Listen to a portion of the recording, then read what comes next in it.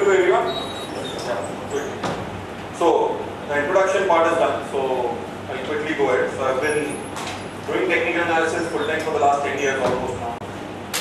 So, we've been through advising and trading and investing and a mix of everything.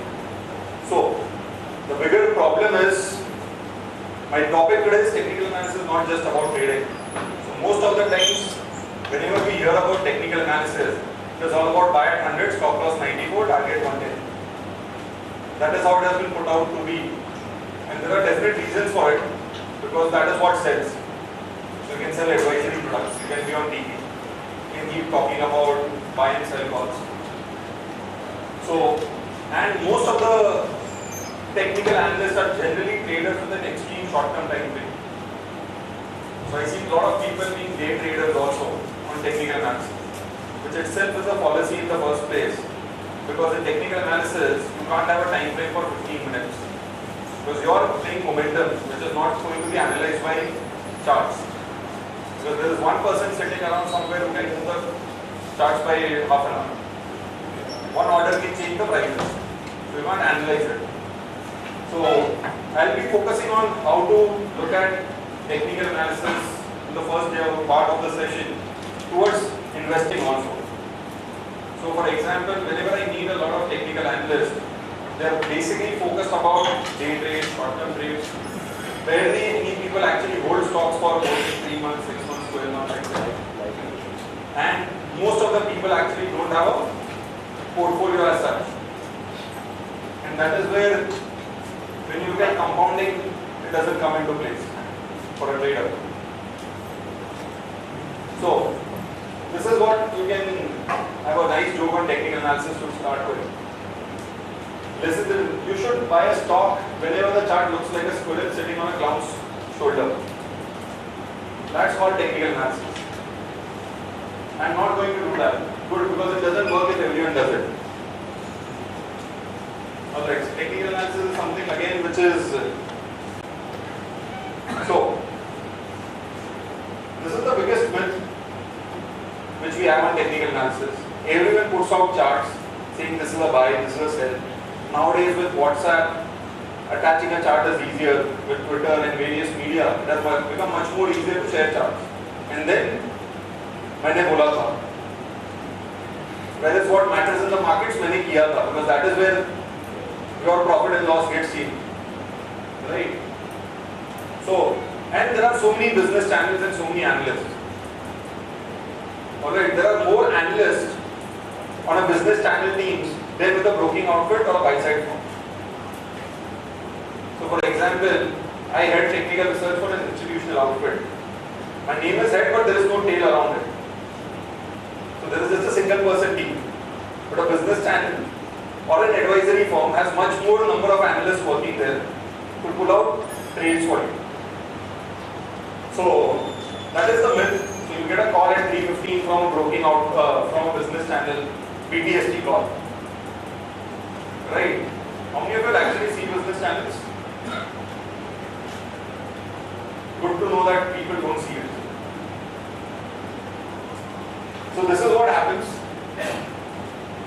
So generally, many a times we believe technical analysts are bad, or even the fundamental analysts on TV are bad. So just taking one case of a show on a business channel where you are supposed to give 4 stocks a day. Then the second day you are supposed to remove 2 stocks of the day. On the third day, you can't take the first 2 stocks you took on Monday. So by the end of it, you have minimum 10 to 16 recommendations. And there are 3 analysts on it. Alright, so that is what changes much more in terms of the way we look at technical analysis. Then comes the part. There are how many number of traders in India actually? How many of you are full-time traders here? Right, a few. Because this is random, there is no selection. What we've done is randomly picked up stocks. So what I say is, if you are a technical analyst, we can just boil down to investing on finding big trends. If you find a big trend, create a portfolio, ride it. That's it. You don't need to look at stop losses also. Because when you have a 25 stock portfolio, not all will get stopped out on a trailing stop loss.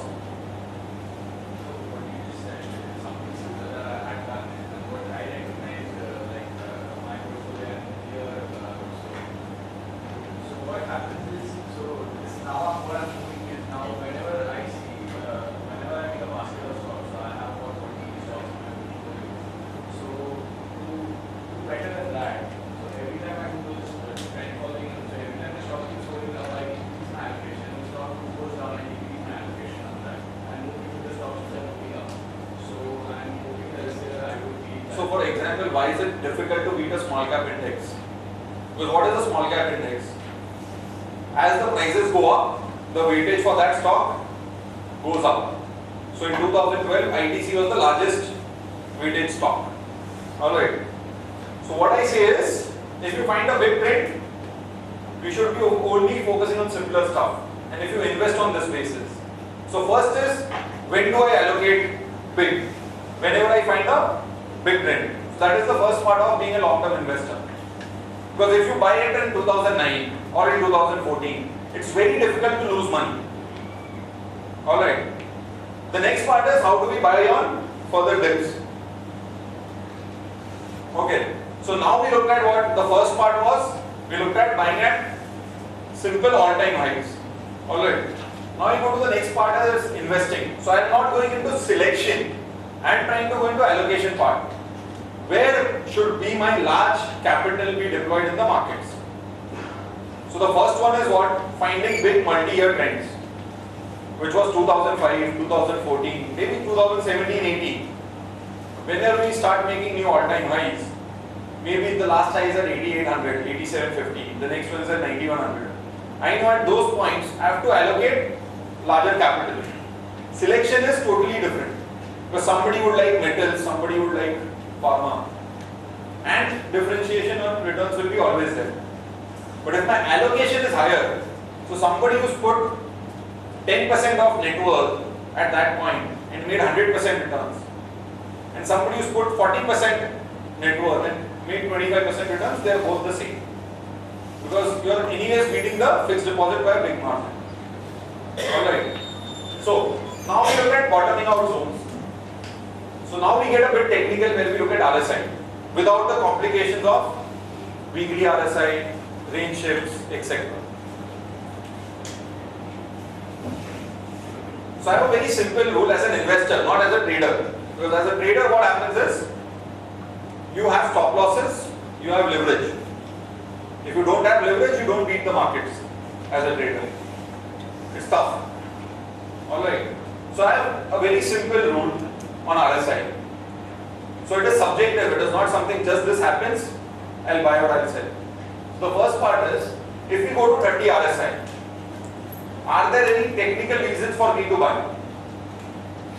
Like a 30 RSI, we are in a higher top and higher bottom, and then you have previous bottom at those supports, or a trend line support, or a channel support at those points. The second one is deploy majorly on positive divergence. And the second one, what it implies is we fall to 8,000, we go to 30 RSI, I do nothing. It falls to 7,800, and the RSI earlier was 30, now is 26. So it's a positive divergence, I'll buy majorly here. So how will I start deploying? Moment we break 8,000, we go to 7,900, and I see RSI higher, I'll start buying LIW. 30 is the previous RSI. The next time we make a new low, RSI is at say 26, 28, 29. Anything? Oh, sorry, 36. Alright. So, and the third bottom is what I call as beg, borrow, steal and invest bottom. Wherein what implies is you made 8,000, RSI of 30, you made 7,800, RSI of 33, you made 7,600 and RSI of 36. What time? In a short time, daily charts, no weekly, nothing else. So I take the charts. So if there is a third bottom, I call it beg, borrow, steal and invest. Now I'll take a lot of charts simply over the last few years. So I'm taking 2 years at a time. So this is 2015, 2016. So on the top there is RSI. So I've put a line at 30. Alright. So in this case, out here, if I am buying it here on a 30 RSI, the reason is what? A trend line with 3 previous bottoms and the 4th one. If somebody looks at candlestick, there is a doji here. Alright. So this is the time when I buy on 30 RSI. Now out here, it comes to 30 RSI. Why will I not buy? We've broken the last bottom. So there's no support regions here, or maybe a trend line comes here. But I would still avoid. Okay. Even if it works, it would be still an avoid. Now look at the next one. We've gone to 30 RSI. We are in the downtrend. I will not touch because there is no trend line has been broken down. But what will I wait? Another bottom. The RSI is higher. So this is where I would buy. Alright. Can you see the next bottom? RSI is much higher. You get a strong jump from this point.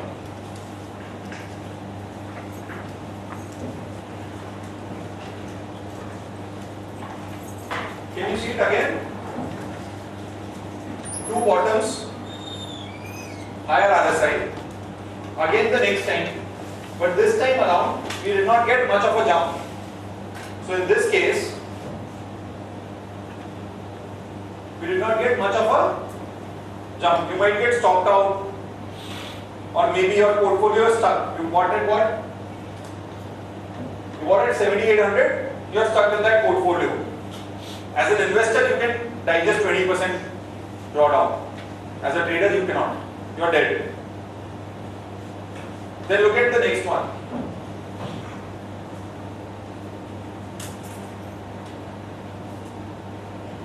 Now, can you see the first bottom? We were at 7,500 something, and the next bottom at 7,200, 6,870. Then the third bottom was there only for a few hours on the screen, 68.25 on the budget day. So that third bottom is what I call as the beg, borrow, steal and invest. But what I have realized is over the years, the third bottom is the most difficult to act emotionally. Because on the third bottom, you have all sort of bad news. You have events. जैसे budget में long term capital gains of tax आ जाएगा, 6,400 is sure.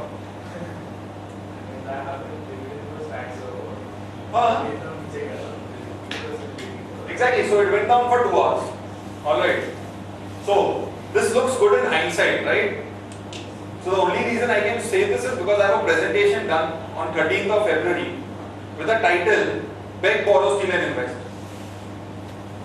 Alright, so there is a whole video of 30 minutes explaining why you should buy with the same reasoning of RSI and technical and fundamental reasons.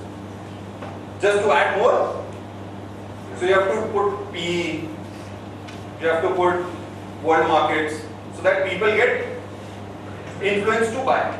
Because emphasis is more important. Nobody is going to beg, right? No beggars here. Nobody is going to borrow beyond a reasonable point. Nobody is going to steal for sure. Steal karoge, bank man.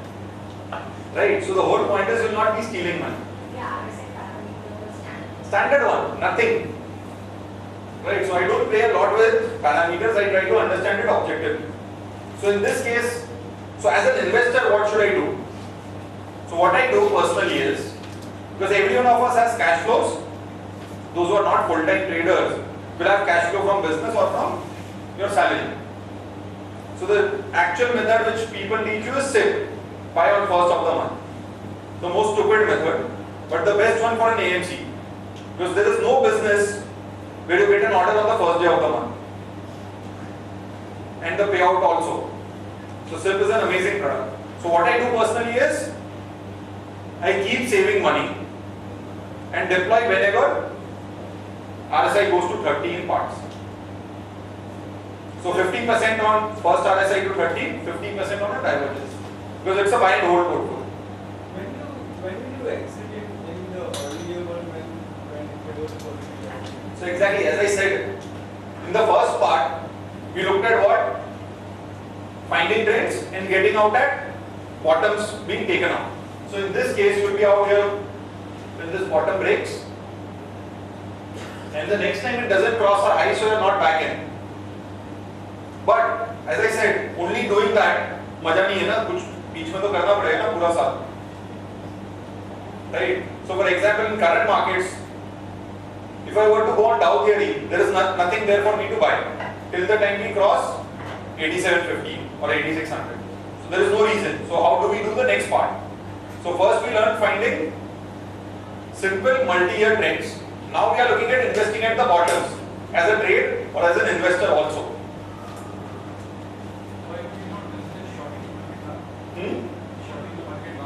So as I said, right now the first part of the session is how to invest technically. So investors don't short. So I'll not go into that part. Alright. Now I'll go to, like I said, there are two ways to enter this market. Either you will enter in February at 7100, or you will enter here, two highs, or maybe here on a channel breakout. So you could have entered anywhere at 73, 76 or 8000. That will depend on your trading style, how much confirmations you wait for. Also, what I like to see with an RSI divergence is there a channel support there? So if you look at the whole case out here, the ones which worked had a channel support.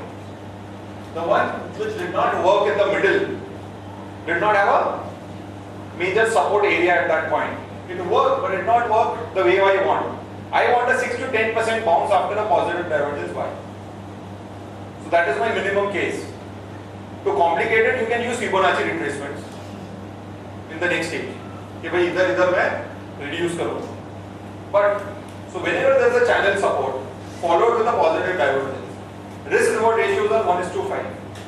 But emotional sentiments at those points will not allow you to trade.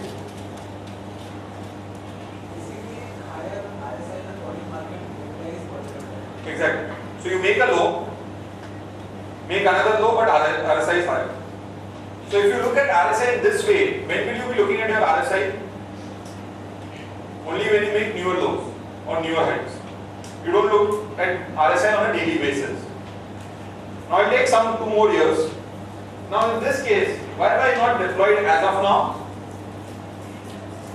There is no positive divergence as yet. We've gone into highly oversold zones, but there is no positive divergence as yet. Alright.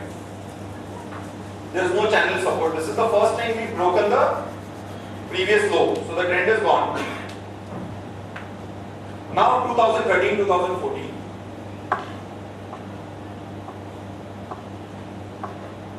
Can you all look at it? Bottoms and higher RSI. The next one again.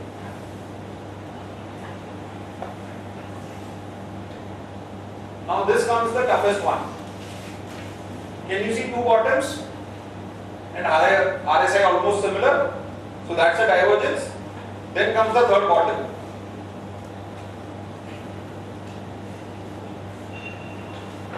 And much higher RSI.